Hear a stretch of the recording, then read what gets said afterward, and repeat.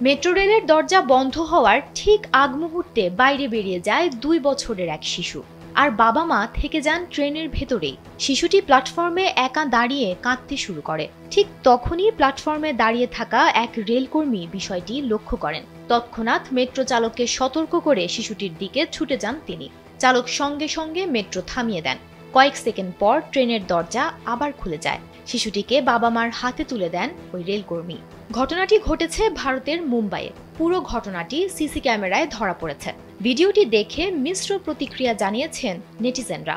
অনেকে ভিডিও দেখে ওই শিশুর বাবা মায়ের দায়িত্বজ্ঞানহীন নিয়ে প্রশ্ন তুলেছেন। আবার অনেকে ওই রেলকর্মীর প্রশংসা করেছেন। আবার কিছু মানুষ যানবাহনে চলাচলের ক্ষেত্রে শিশুদের প্রতি বিশেষভাবে নজর রাখার পরামর্শ দিয়েছেন।